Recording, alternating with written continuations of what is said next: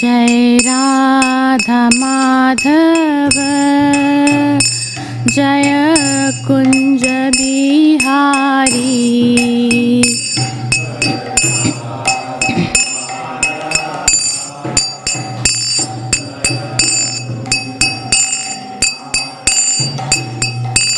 जय राधा माधव जय कुंज बिहारी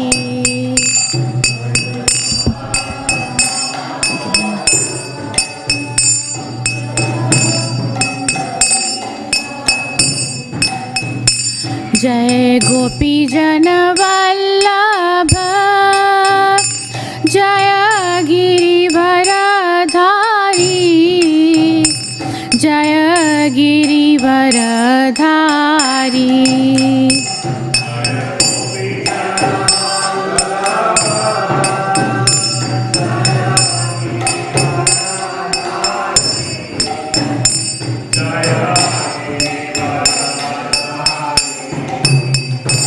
जय गोपी जन वल्लभ जय गिरिवरधारी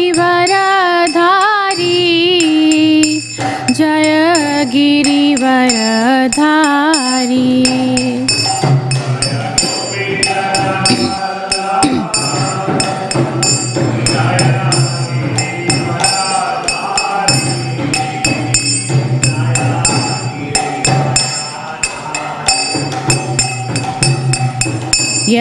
यशोदानंदन व्रज जन रंजन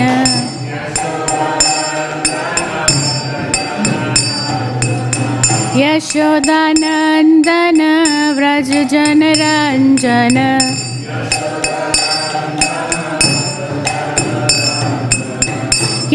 यशोदानंदन व्रज जन रंजन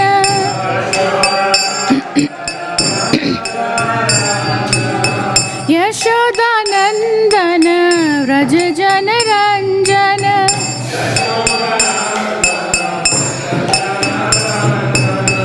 यमुना तीरा वनचारी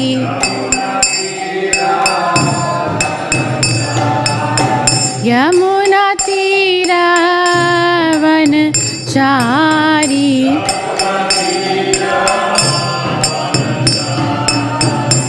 जय श्री कृष्ण चैतन्य प्रभु नित्यानंदा श्री अद्वैत गदाधर श्रीवासादि गौर भक्तवृंदा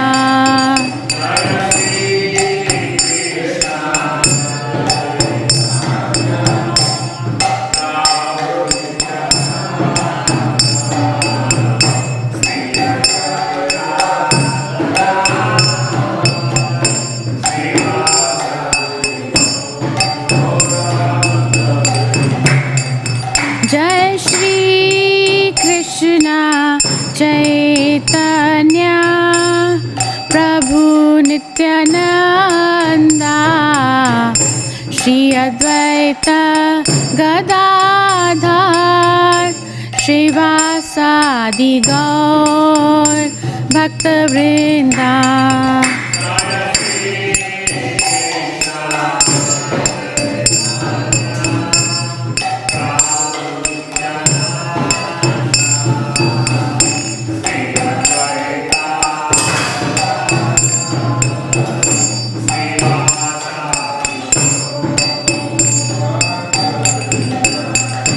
Hare Krishna Krishna Krishna Hare Hare Hare Rama Hare Rama Rama Rama Hare Hare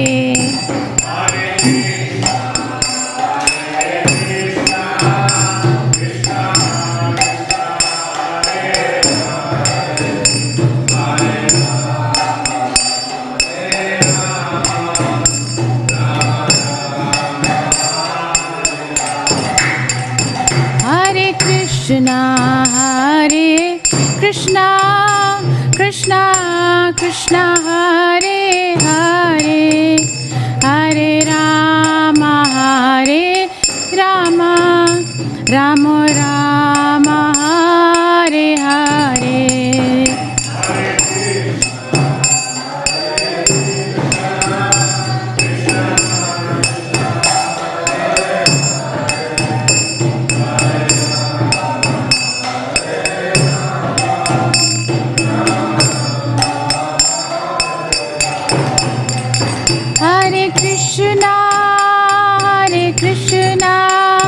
Krishna Krishna Hare Hare, Hare Rama, Hare Rama, Rama Rama, Hare Hare.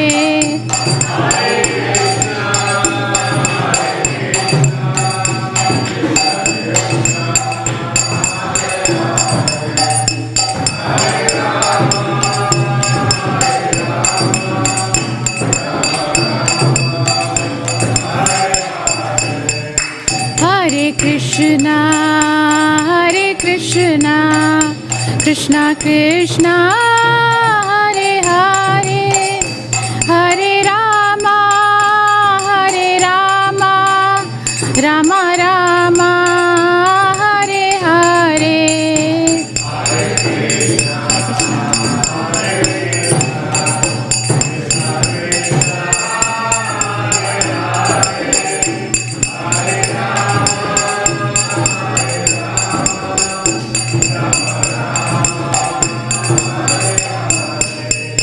Jai Radha Vallabh, Radha Vallabh, Shri Radhe.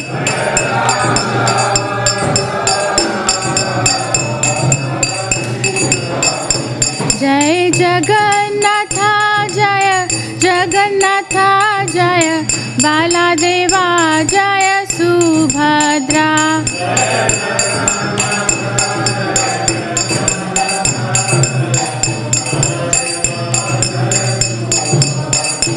Jai Gauranitai, Gauranitai, Gauranitai, Jai Gauranitai.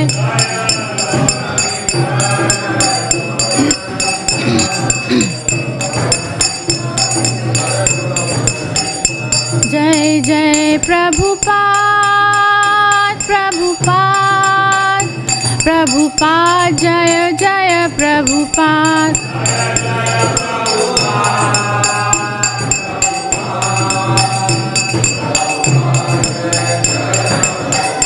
Nittai Gaura Hari Bol, Hari Bol, Hari Bol, Nittai Gaura Hari Bol.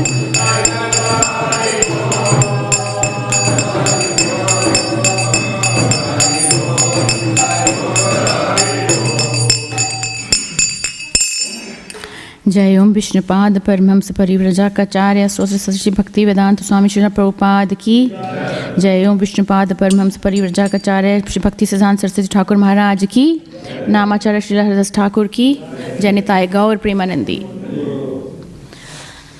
ओम नमो भगवते वासुदेवाय,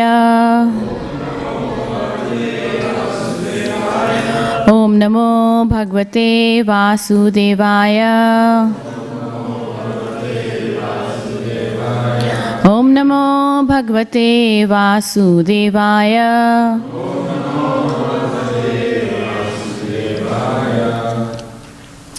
So reading from Śrīmad Bhāgavatam, Canto 7, Chapter 5, text number 12. Yeah.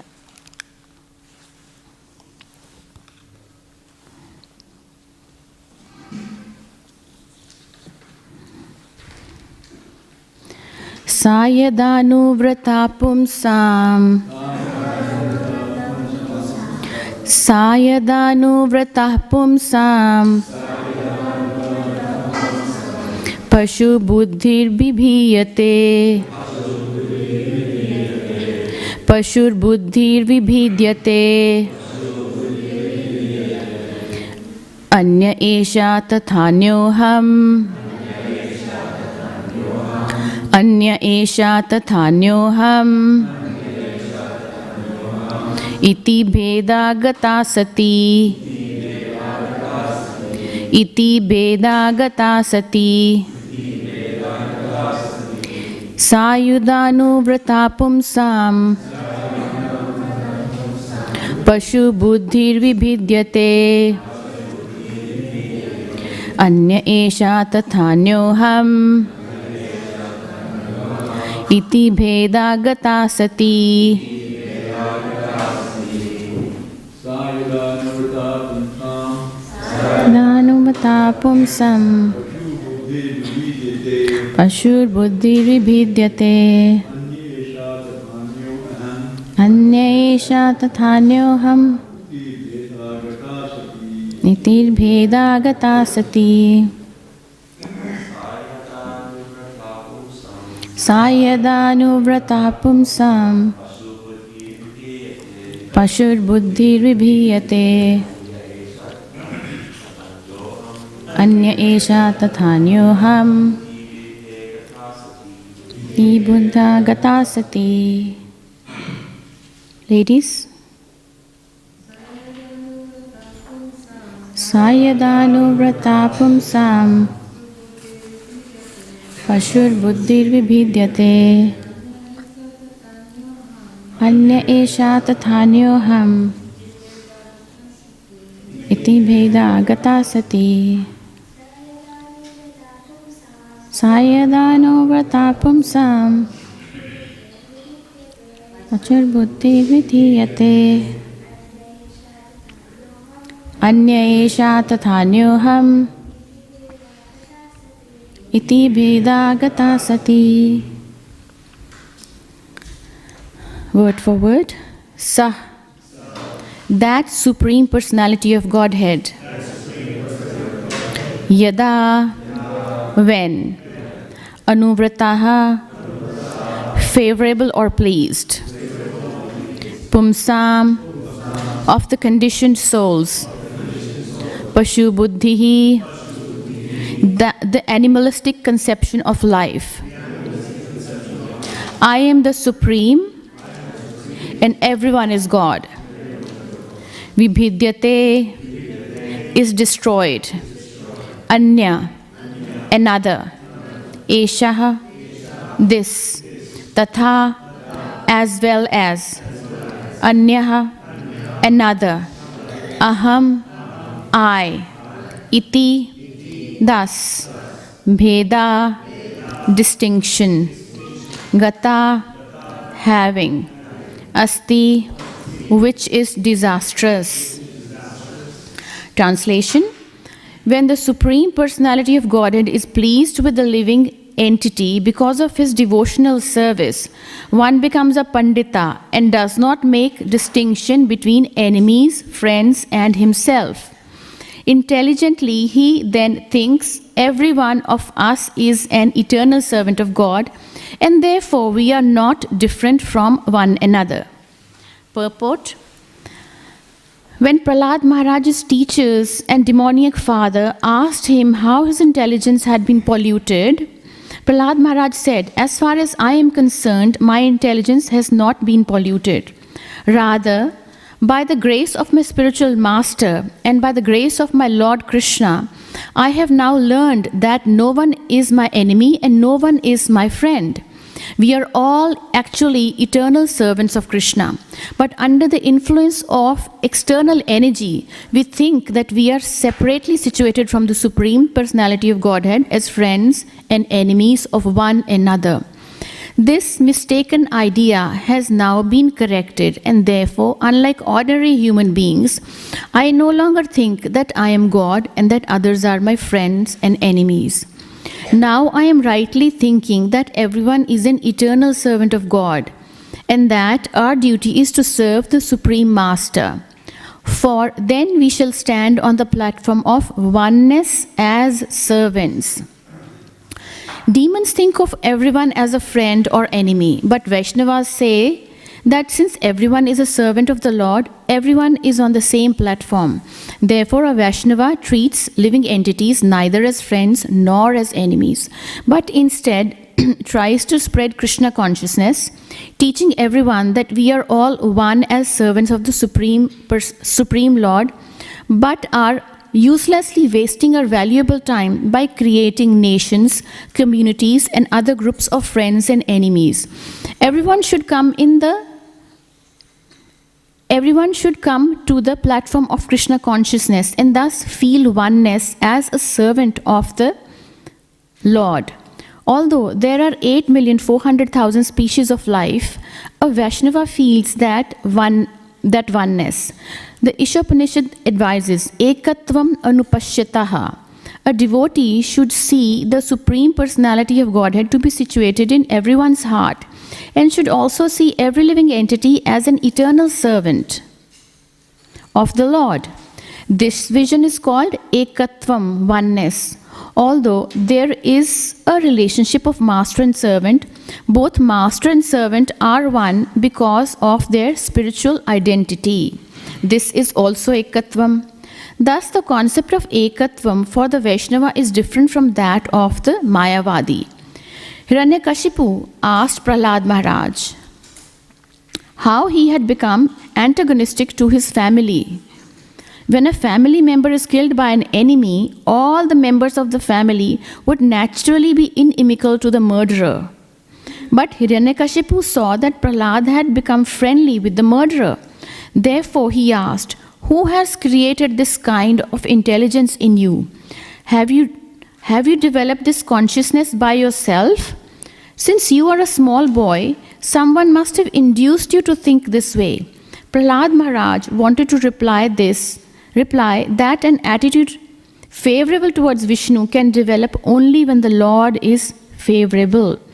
Sa yadanu vrataha. As stated in Bhagavad Gita, Krishna is the friend of everyone. Suhridam sarvabhutanam yatvamam chantim richati. The Lord is never an enemy to any of the millions of living entities, but he is always a friend to everyone. This is true understanding. If one thinks that the Lord is an enemy, his intelligence is pashu buddhi, the intelligence of an animal. He falsely thinks, I am different from my enemy, and my enemy is different from me. The enemy has done this, and therefore my duty is to kill him. This misconception is described in this verse as Bheda Gata Sati. The actual fact is that everyone is a servant of the Lord, as confirmed in Chaitanya Charitamrita by Sri Chaitanya Mahaprabhu, Jivara Swarupaya Krishnera Nityadas.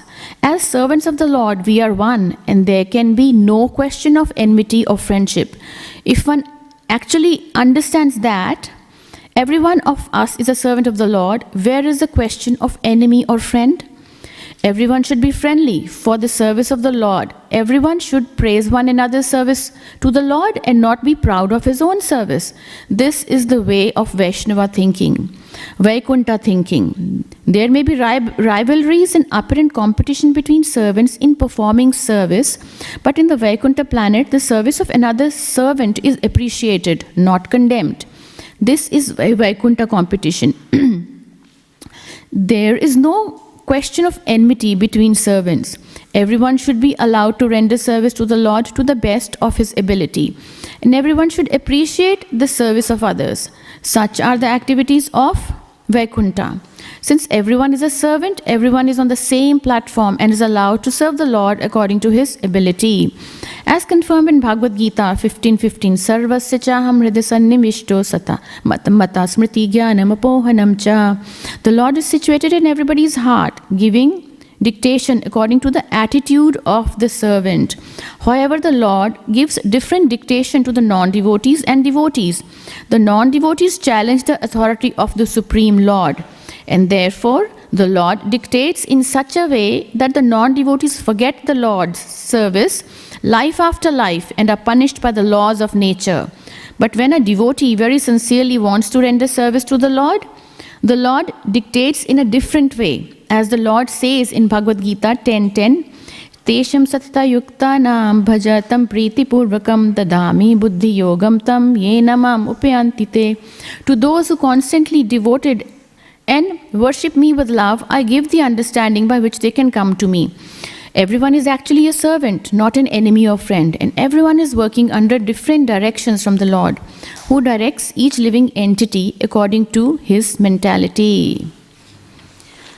Om Ajnanatimirandhasya Jnananjanashalakaya Chakshuranmilitam Yena Tasmai Shri Gurve Namaha Shri Chaitanya Manobhishtam Sthapitam Yena Bhutale Swayam Rupa Kadamahyam Dadati Swapadantikam Jai Shri Krishna Chaitanya Prabhu Nityananda Shri Advaita Gadadhara Shivasadi Gaur Bhakta Vrinda Hare Krishna Krishna Krishna Hare Hare Hare Rama Rama Rama Hare Hare.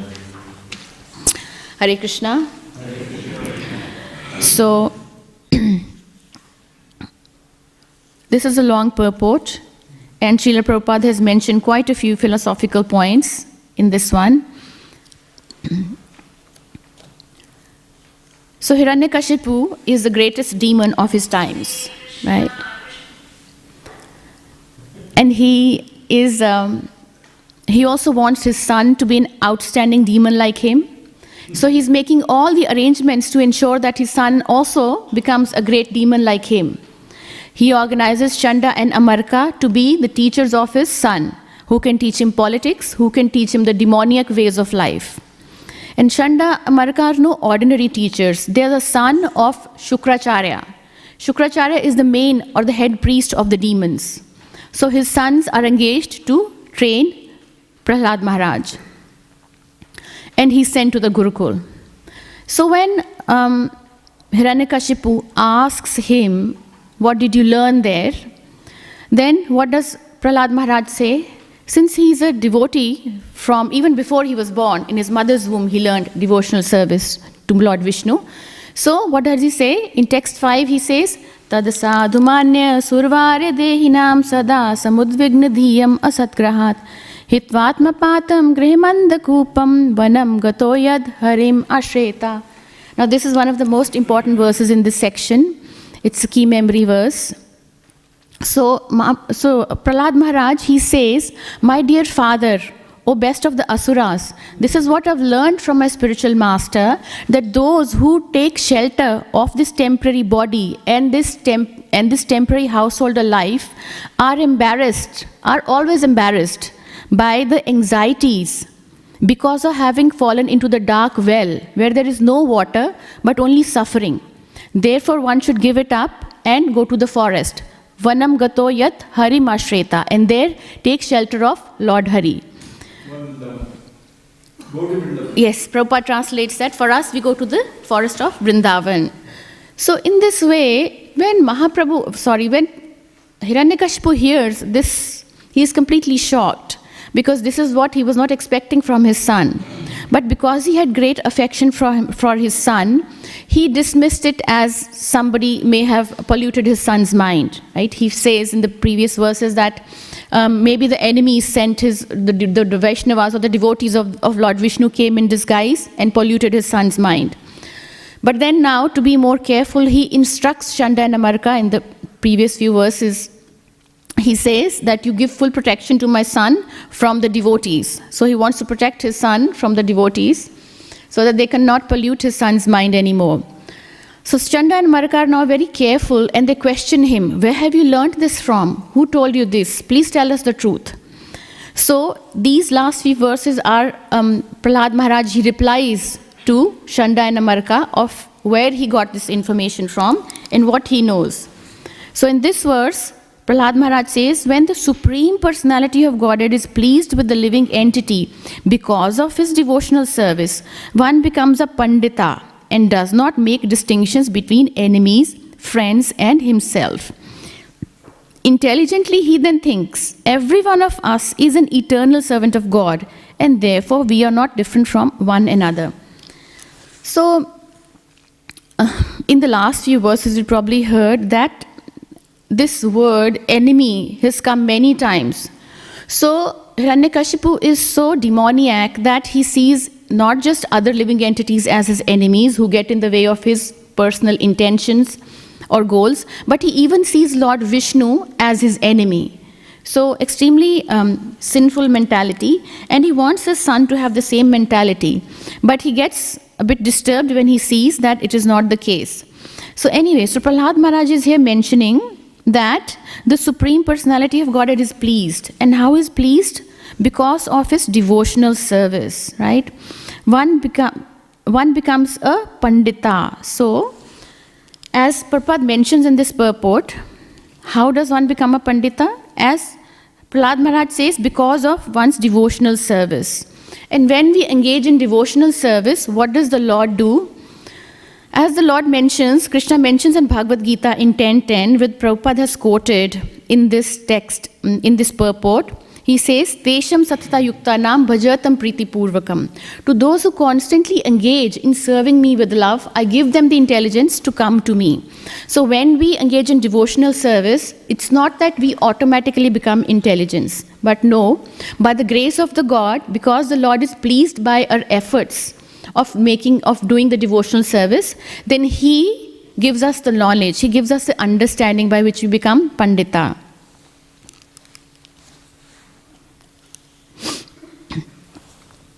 So in this purport, Srila Prabhupada has made many points, but the one main theme is being the servant of the Supreme Lord. So how to become servants of Supreme Lord? We didn't come into this material world to become servants of Krishna, right? We came here to become masters of our lives, and we wanted to lord it over the material nature, right? We wanted to become masters. We did not come in this material world to become servants. So then how to get this mentality of the servant? So it's like going against the flow of the river, right? We are wanting something else, but then we realize that that is not the goal of human form of life. So then we need to engage in activities that will make us the servant. And why do we need to become the servants of the Lord? Because that is the eternal spiritual identity of the soul. That is the situation in which we can be most comfortable and we can be most blissful. Therefore, Prabhupada also quotes Chaitanya Mahaprabhu himself from Chaitanya Charitamrita. He says, Chaitanya Mahaprabhu mentions Jivara Sarup Hoy Krishnera Nitya Das. What is our original entity? Our original spiritual identity is that we are the servants of the Supreme Lord. So on the same points, Srila Prabhupada has mentioned a few points in his purport. He says that how can we become servants and how can we be at the level of seeing everybody on the equal platform?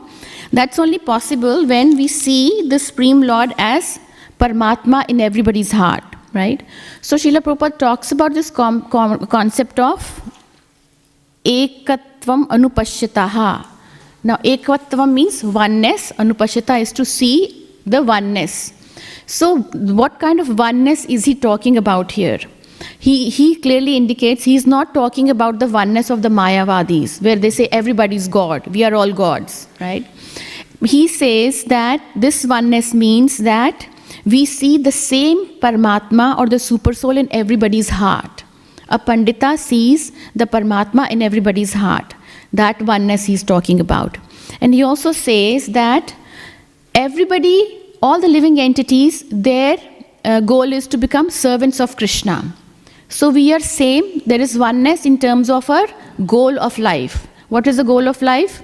To become servants of the Lord. So that is another point he makes, that this is how our oneness exists. And the third oneness he points out is that there is oneness between the master and the servant. Who is the master? The Supreme Lord Krishna is the master, and we living entities are the servants, but yet he says there is oneness. So what kind of oneness is he mentioning here? He says it is spiritual identity. The Supreme Lord is spiritual, and the jiva or the soul is also eternal and spiritual in nature. Both of them have Satchidananda. The Lord is Satchidanand, and the living entity can also attain that position when he becomes completely free of materialistic tendencies. So in this way, he makes 3 points of how the oneness is seen here amongst the living entities. So in the the chapter 13 of Bhagavad Gita, Krishna also talks about spiritual vision. And in that spiritual vision, he also mentions how one who is able to see the Supreme Lord in everybody's heart, he's able to understand that the soul is eternal, and he's able to then go beyond, transcend the material designations, is also a seer or has the spiritual vision. And in that chapter, he also mentions saintly qualities. He mentions 20 saintly qualities which can elevate us or they can help us to understand. So you see, chapter 13 of Bhagavad Gita is the Jnana section of Bhagavad Gita. So that section is important because we need to understand how the Jnana or the knowledge about the material world can help us to extricate ourselves from this material world. Right? So in this way, he has mentioned 20 very important qualities, and he starts with amanitvam. Amanitvam, adhambitvam, ahimsa, kshanti arjavam. So what does it mean? Humility, pridelessness, right? Ahimsa, non-violence. So he starts with these qualities. And if you see in chapter 12 also, there are a list of qualities that Prabhupada mentions, that these qualities that endear Krishna. They're very dear to Krishna, right? So similarly, further ahead in, I think chapter 15, there is another a list of qualities, right? Nirmana, moha, jita, sang, dosha. So in this way, you see how again and again Lord Krishna is talking about these qualities. So although on one sense we say that when for a devotee develops all the qualities of demigods when he engages in devotional service. Yet at the same time, Krishna mentions that we need to cultivate these qualities. So Srila Prabhupada explains this point by telling us, he tells us a story. Right? Srila Prabhupada says that there was a marriage party. They were on one end and they were living on one side of the river, and the bride was living on the other village, which was on the other side of the river. So this marriage party had to cross the river, go on to the other side to get the marriage done. So this marriage party gets into the boat. They are the bridegroom and his family members and relatives. They get into the boat, and it's still dark, early hours of the morning when the sun is not out yet. So they get into the boat, and the boatman starts rowing. So they keep rowing. It's quite a bit of time has passed. And when there's a bit of twilight and they see the light, they realize that they are where they were. So they're still on where they had started, which means the boat hadn't moved even an inch. Then they realized that the ropes were still tied to the anchors. They didn't unhook the ropes. So Srila Prabhupada explains that this means that what are these hooks that are holding us back? The anarthas, the dirty things in our heart. So which means that yes, as when we engage in devotional service, Nashtaprayashu Bhadreshu, it says that when we engage in devotional service, we read Śrīmad Bhāgavatam, all that is troublesome to the heart, all the dirty things in the heart are purified. But yet at the same time, we need to make a conscious effort as well to get rid of them. We need to be reflective and see which bad habit is hindering our devotional service, which bad habit or which weakness of ours is making us weak in our sadhana. So we need to also consciously work on them. And out of all of these, the one that stands out in what Lord Krishna mentions in Bhagavad Gita in these 3 chapters, specifically he mentions a list there. So the one that comes out and stands out is humility. And not only in this, Chaitanya Mahaprabhu also in his Shikshashtakam, he mentions more humble than a blade of grass and more tolerant than a tree. So humility and tolerance he mentions there. And not only that, Mahaprabhu has mentioned them in his Shikshashtakam, or he says, or Lord Krishna mentions in Bhagavad Gita. Mahaprabhu has himself demonstrated these qualities in his life. So Chaitanya Mahaprabhu, when he took sannyas, at that time he was traveling to Vrindavan. On his way, he stayed in Kashi for some time, and there he came to know of Prakashanand Saraswati. Now, Prakashanand Saraswati was an extremely intelligent and learned person, but he was a Mayavadi, and he had 10,000 disciples. So in those days, Mayavad was prevalent everywhere in India. And especially Kashi was considered the hub of Mayavad philosophers. So, and then the followers of Mahaprabhu, they were hoping somehow if Mahaprabhu could meet with Prakashananda and Saraswati and show mercy on him, because otherwise he was a learned man, he was a great person. So, and then they were also aware that Prakashananda and Saraswati was not very positive about Mahaprabhu. He used to think that he's a sannyasi and he should be reading Vedanta. But what is this that he's chanting and dancing like a madman in the streets, and he's engaging others also that way? So Prakashananda Saraswati was not very positive about his activities. He was not very appreciative of Mahaprabhu's Vaishnava ways. And he was also aware that other Vaishnavas, great Vaishnavas in Nadia, they had also surrendered to Chaitanya Mahaprabhu, and great Mayavadis has already become devotees. So in this way, but during that stay, they didn't get a chance to meet up, so Mahaprabhu continued his journey and he went to Vrindavan. He stayed there for a while, and on the way back, he again came to Kashi. Now again, his followers were hoping that somehow he would meet Prakashananda Saraswati and enlighten him. So an opportunity came where they were all called for it's like Ishtagoshti. In those days, they used to have conferences of learned scholars who would get together and discuss religious philosophy, discuss Siddhanta. So in this, Prakashananda Saraswati arrived with his 10,000 disciples. So how they would sit in such conferences was that the most learned people would, the most, like the VIPs we call them these days, like we have special chairs in halls and auditoriums for them. So there they would sit in the center stage. They would sit on a bit of elevated platform. So the learned scholars would sit there, and then their juniors would sit around them, and then the general masses would sit, and further ahead some others will sit. So this is how, and people generally followed this order. You didn't have to tell them like these days you had to special say this so and so only is a VIP and only they can sit on the front seats. That was not the case. So people generally followed that etiquette themselves. So when Prakashananda Saraswati was sitting there with his disciples, then Mahaprabhu arrived with his followers. And Mahaprabhu, in those days, they always had this area where everybody would wash their feet. So after washing the feet, Mahaprabhu did not proceed further to come and sit next to Prakashananda Saraswati. He just sat over there where the last category of people would sit. He sat there in the corner where they were washing the feet, just around that area. And Prakashananda Saraswati could see him from the distance. And he saw how effulgent this sannyasi was.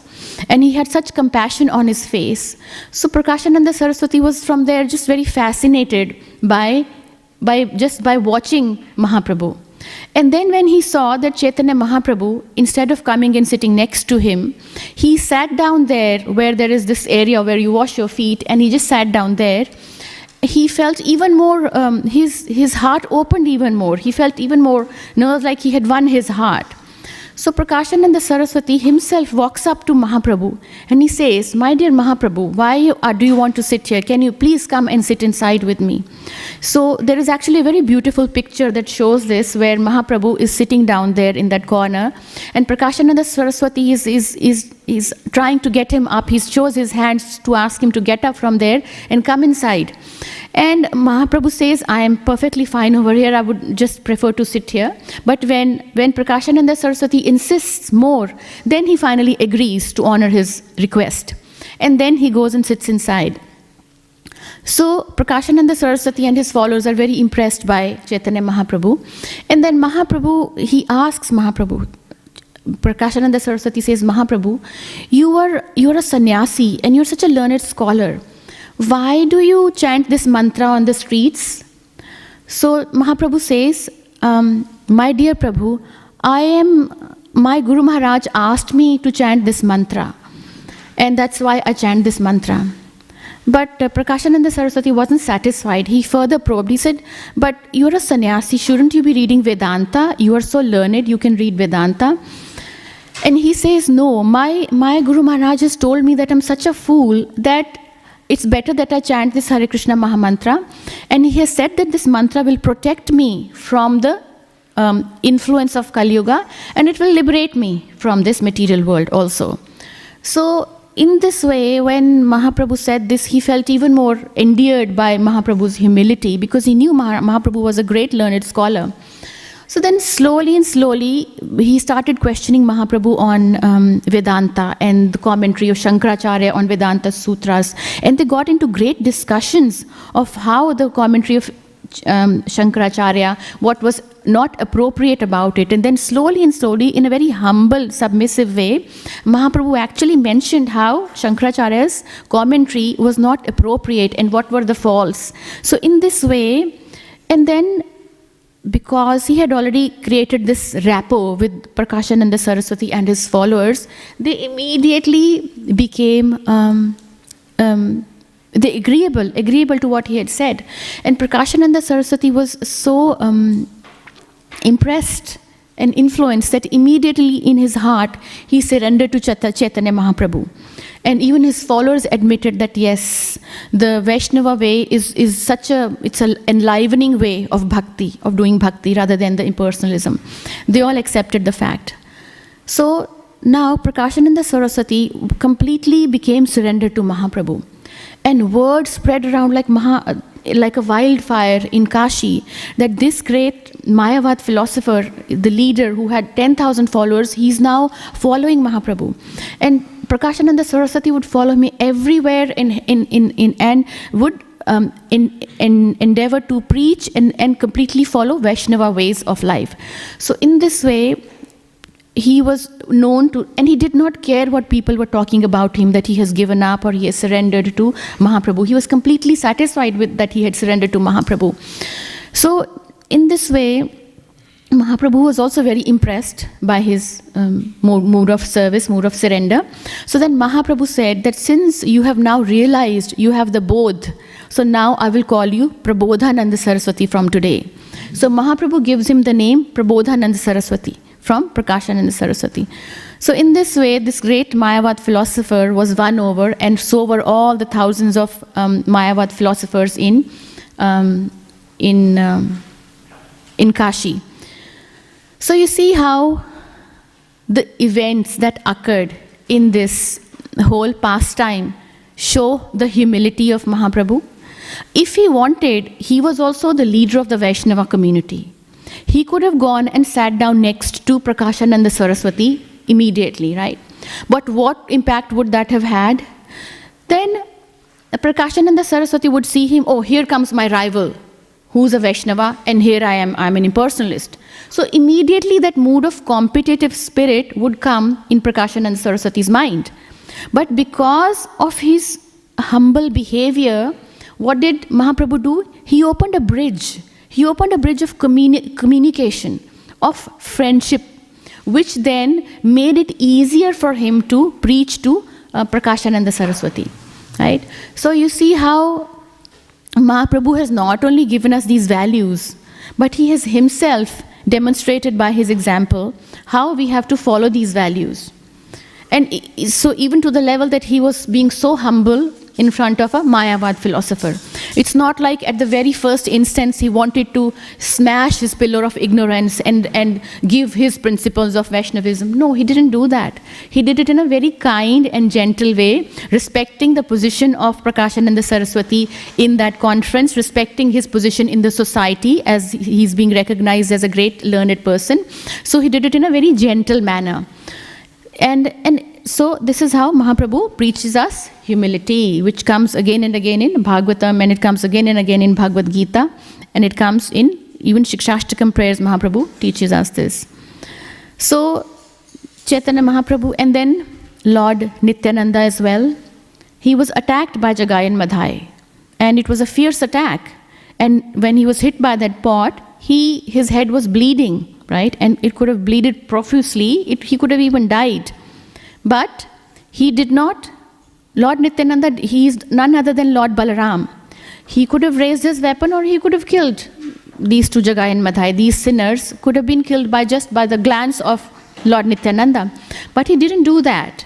And when the followers they came and quickly informed Chaitanya Mahaprabhu, then Mahaprabhu was enraged, because Lord Nityananda is his life and soul. Both of them, they love each other. And then when Mahaprabhu hears that, immediately he invokes his chakra and he wants to kill Jagai and Madhai. But what does Nityananda say? He says, my dear Lord, your incarnation is not to kill. Your incarnation is to kill their sinful mentality. So in this way, Lord Nityananda also showed great mercy and tolerance, and he forgave. He forgave Jagai and Madhai. So and when Jagai and Madhai saw that, they also had a change of heart. They were repentant of their actions, and they completely fell at the feet of Lord Nityananda. And in this way, they were forgiven, and they were given love of Godhead. Right? So you see in this way how our Acharyas, and not just our Acharyas, the Supreme Lord Himself is showing us how to cultivate these qualities of forgiveness, tolerance, humility. And then also the pages of Śrīmad Bhāgavatam are full of the devotees of the Lord who have actually demonstrated these qualities in the most extreme of situations. Right? And when we talk of enemies and friends, then the most apparent enemy in inimical behavior that anybody showed was to the Pandavas. Now the Kauravas have attacked them again and again, have tried to harass them, torment them, even tried to kill them many times. And yet they did not go out of line. Right? Because you see how we all feel that Bhima, he's an angry person. But did he ever cross his line? Did he ever do anything which was not dharma? Yes, he was angry, but he never disobeyed his older brother Yudhishthir Maharaj. He always followed his instructions. So when they were in exile, even then Dhritarashtra was lamenting. He was sad that, but he still couldn't stop his sons from making wicked plans, more plans to hurt or harass the Pandavas. So when they were in the 12th year of exile, the last year, even then, they were making plans, Duryodhan, Shakuni and Karna, they were making plans how to harass them more, how to show off all the wealth and power and opulence that they had now, which originally belonged to the Pandavas. So, and Pandavas at that time were residing in Dvaitavan. Right? So it's a place where they had their own hut and they were living, and they saw it as an opportunity to meet the sages and the saints. So they took that opportunity and they were performing yagyas. And Duryodhan was enjoying the opulence and with his friends in the kingdom. So he wants to show off and mock them because they were living like saints with hardly any belongings. He decides to go there to see what they're living like and then to put them down. So he decides to go, and he doesn't just go himself, he takes 30,000 elephants, 10,000 chariots, and thousands of military soldiers go along, and along with the women of the palace. He takes everybody along with him to show off, right? So he takes all this, imagine to meet those 5 Pandavas and Draupadi who are living in completely simple condition, austere conditions in the forest. Now to further put salt in the wounds, this is what he was trying to do. So somehow he persuaded Dhritarashtra, because Dhritarashtra wasn't going to allow him, and Dhritarashtra actually says that you will annoy Draupadi in some way, Duryodhan, and then she has the potency to burn you to ashes. So don't go there. But somehow they make an excuse that, our cattle are in that area and they are being marked, and we need to be there just to supervise how it is being done. So some pretext of some work, administration task, they actually end up going to Dvaitavan where they are living. And then there he actually is living there. They build houses for Shakuni, for Duryodhan, for Karna. They build houses in the forest, very opulent ones, and then they'll start living there. And then there is a lake in the forest, and then they want to go and get waters. The followers of Duryodhan, they want to get water of the lake, but they don't realize that this lake is owned by Chitrasen, who is the king of the Gandharvas. So when they want to take water, the king of Gandharvas, they say, you can't take water from this lake, this belongs to us. But Duryodhan, when he gets this message, he rejects. He says, go, and sends the army, go defeat them. He underestimated them. So some Gandharvas, what do they mean to me? He says, no, Gandharva is more important than I am. So completely disregarding the territory of another individual, he wants to barge in there and use the water the way he likes, and in a very disrespectful manner, which was always his nature.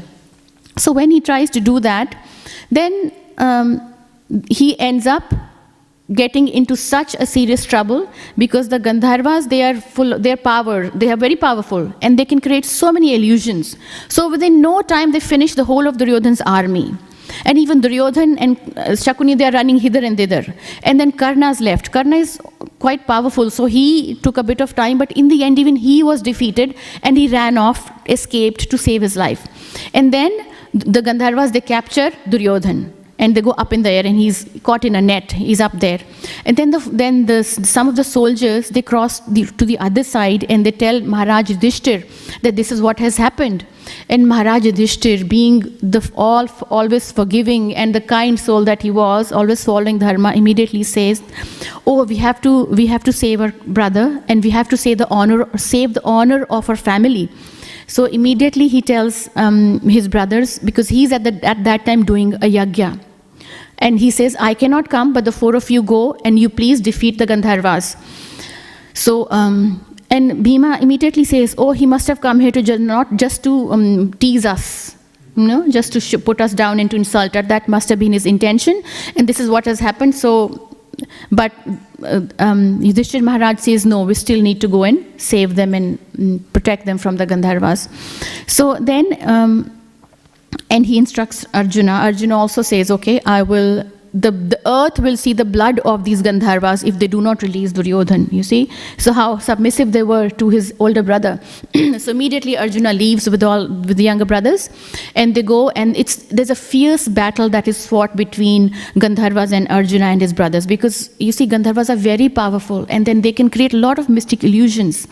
So in this way the battle went on, but eventually Chitrasena felt this is, he stops the battle, and he says, look, Arjuna, we are friends. Why are we fighting? We don't need to fight. And he actually says that your father, Indra, we know that, Arjuna was the son given by Indra. So he says he knew that these Kauravas are coming here to further insult you, to make things worse for you, to trouble you. That's why he sent us. That's why we were here, to protect you. But he says, since you want to defend them, and Arjuna says, yes, there are king's folk, there are relatives, so we must do that, so you please release him. And anyway, so Duryodhan is released, and Duryodhan, now what happens?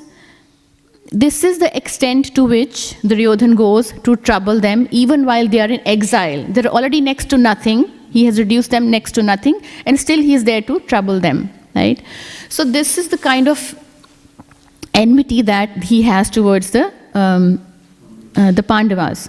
But yet, you see, during the last day, when the Mahabharata battle is finished, then at that time, what does Ashwathama do? He kills the 5 sleeping sons of Draupadi, right?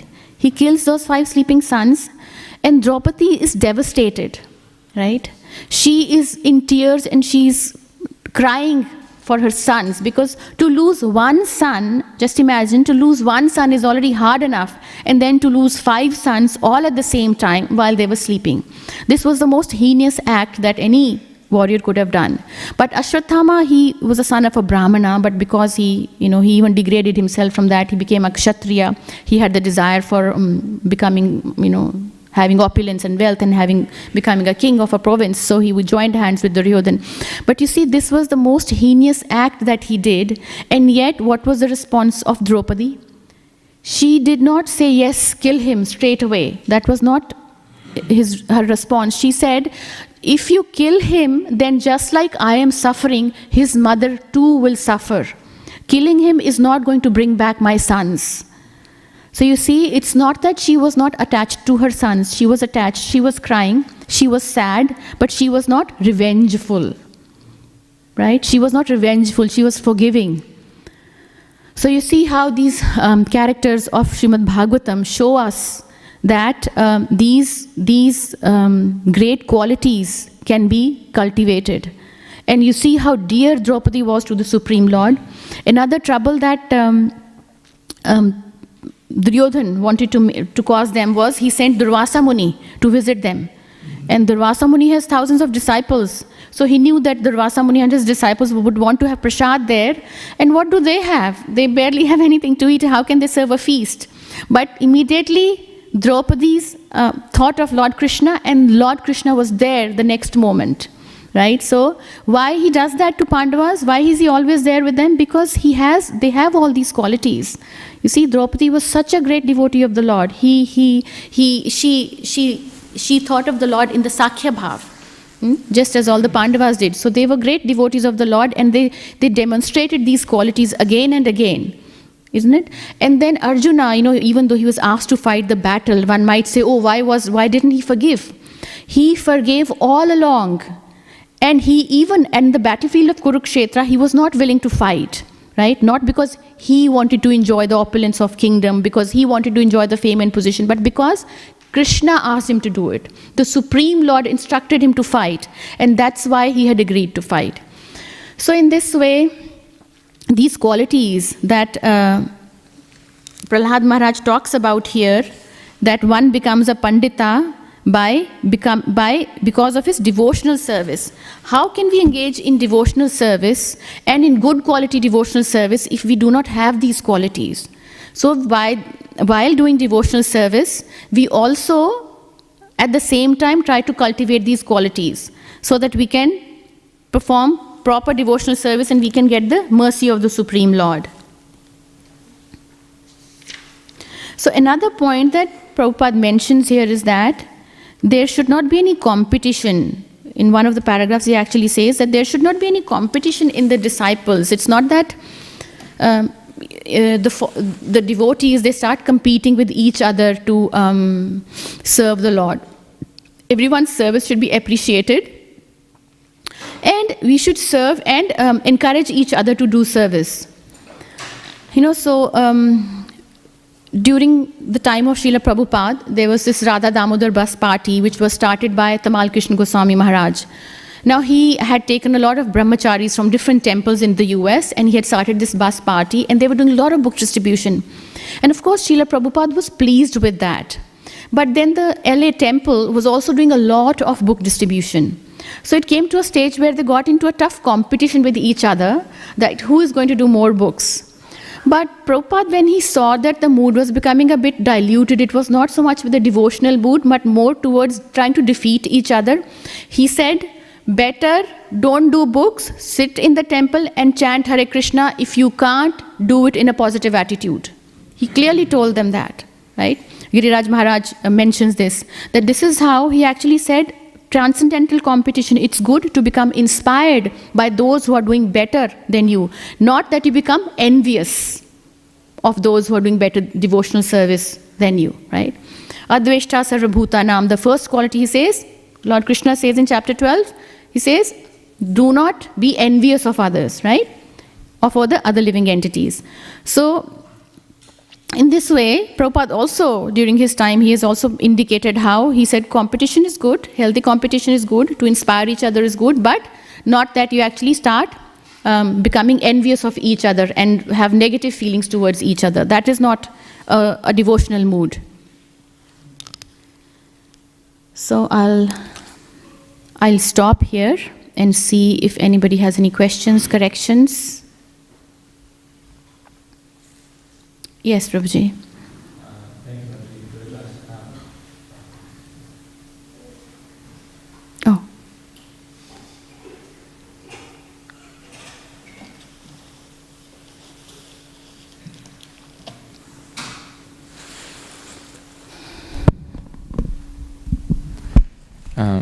Thank you, Mataji, for the class. So, when Prabhupada is explaining in the purport, and that you explained about how we shouldn't have the revengeful mentality, and the devotees are never revengeful. But if something bad happens to us because of someone, whatever, the person said something hateful or something negative, the natural inclination is to give back. And it can be very well justified to say that, you don't want to look like a weak person who can't respond, or you want to give tit for the tat, so there is all these reasons why you would want to give back, and it's just so natural and spontaneous. So how do we change that mentality of giving back that instantly? Yes, Prabhuji, I know it's hard. Because we are all conditioned living beings.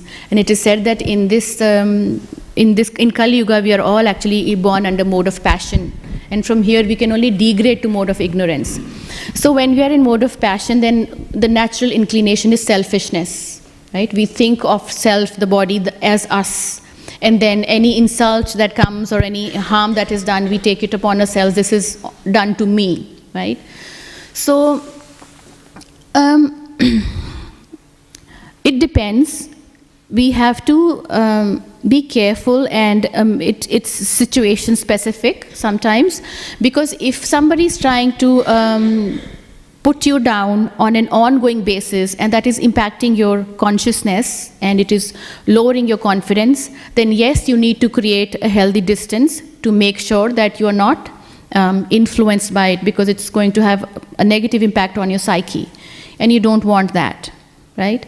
But if it is something that during the interactions with the devotees it's happened, and sometimes even though you're very conscious not to create any aparads, not to say anything, but sometimes misunderstandings will happen.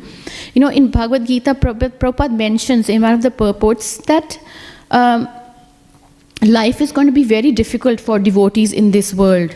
So we must learn to tolerate and let go, right? So we have to take shelter of Prabhupada's books.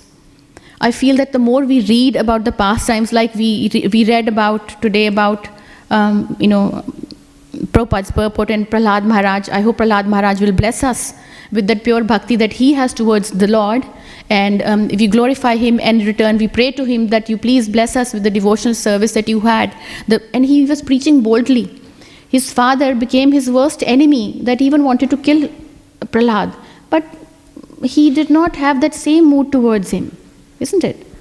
So, and you see also Srila Prabhupada when,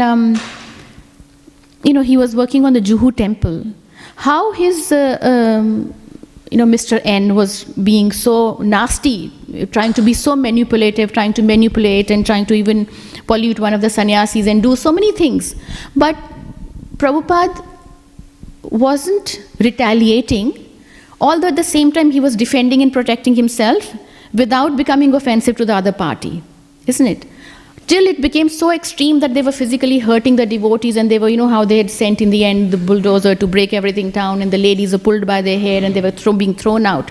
When it became that bad, then they had to take some help.